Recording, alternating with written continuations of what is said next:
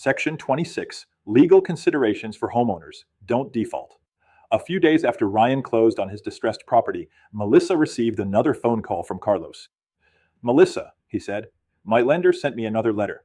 They're talking about something called a deficiency judgment. I have no idea what that means." Melissa knew this was exactly the type of question homeowners frequently ask during financial hardship. Rather than trying to answer every legal question herself, she scheduled another meeting with Carlos and asked David to join them. As they sat down in the conference room, David picked up the letter and smiled reassuringly. "Carlos, you're asking exactly the right question. Many homeowners become frightened simply because they don't understand the legal language." Carlos sighed. "I honestly thought if the house sold for less than what I owed, I'd spend the rest of my life paying the difference." Sometimes that can happen. But in Arizona, there are important legal protections that every homeowner should understand. He explained that one of the biggest legal concerns during a foreclosure or short sale is something called a deficiency judgment. A deficiency judgment occurs when the amount received from the sale of the property is less than the outstanding mortgage balance, and the lender attempts to recover the remaining debt from the borrower. In some states, that remaining balance can become a personal obligation that follows the homeowner long after the property has been sold. Melissa looked at Carlos.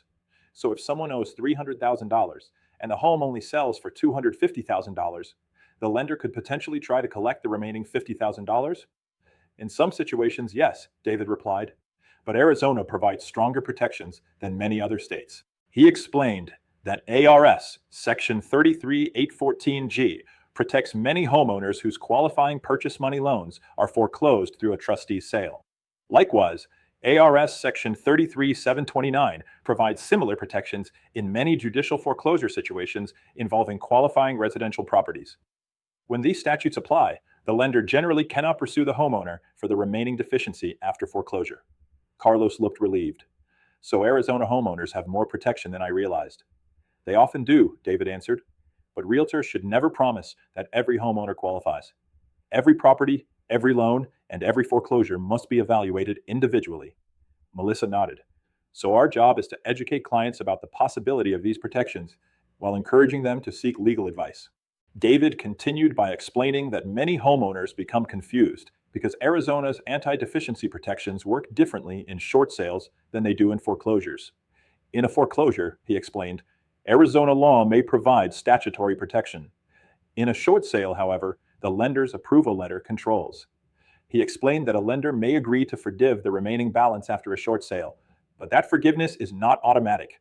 The homeowner should carefully review the lender's written approval letter to determine whether the lender has fully released the remaining debt, or whether additional repayment will still be required. Assuming a deficiency has been forgiven without written confirmation can create significant legal problems after closing. Carlos looked surprised. "So the approval letter may be just as important to selling the house." David smiled. "Sometimes it's even more important." Melissa then asked another question. "What if the homeowner simply needs more time before losing the home?" David explained that homeowners sometimes consult bankruptcy attorneys when foreclosure becomes unavoidable. Filing bankruptcy may temporarily stop foreclosure proceedings through an automatic stay while the court reviews the case. Depending upon the homeowner's financial circumstances, bankruptcy may also eliminate certain unsecured debts or establish a repayment plan that allows the homeowner additional time to recover financially. He quickly reminded everyone in the room, realtors never recommend whether someone should file bankruptcy. That advice belongs exclusively to qualified legal counsel. Our responsibility is recognizing when a homeowner should be referred to an attorney. Carlos appreciated the clarification. "I've heard people say bankruptcy fixes everything." David smiled. "It doesn't. It's simply one legal tool that may or may not be appropriate, depending upon the homeowner's circumstances." Melissa then changed the subject. "What happens if a homeowner isn't completely honest during the short sale process?" David became more serious. That's where legal problems can become much more significant. He explained that homeowners participating in a short sale must provide complete and accurate financial information to the lender. Hardship letters, income documentation, bank statements, financial disclosures, and information about existing liens must all be truthful. Deliberately concealing assets, exaggerating financial hardship, inflating property values, or failing to disclose additional liens may constitute fraud and could result in the lender rejecting the short sale or pursuing civil or criminal remedies. Carlos looked concerned. "So even leaving something out could create problems?" It certainly can, David said. David explained that Arizona law treats fraud and intentional misrepresentation very seriously. Under ARS Section 44-1001 and other applicable fraud statutes, knowingly providing false information during a real estate transaction may expose a homeowner to significant civil liability and, in some situations, criminal penalties. Transparency throughout the short sale process protects everyone involved and helps preserve the integrity of the transaction.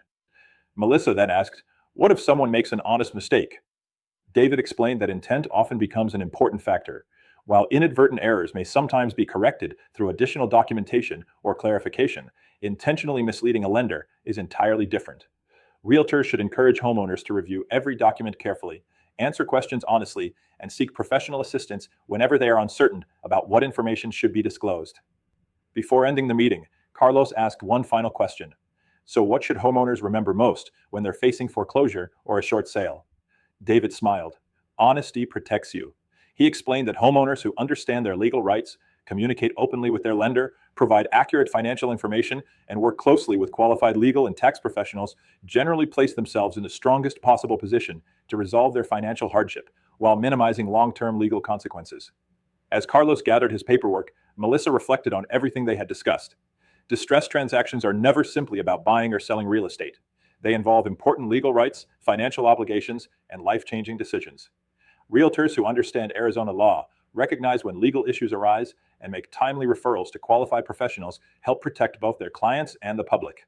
We'll conclude this course by reviewing the most important lessons learned throughout the Don't Default program and discuss how realtors can confidently guide homeowners through financial hardship while remaining compliant with Arizona law. Online discussion. Discussion question 1.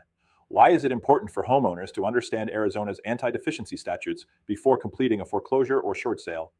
Answer.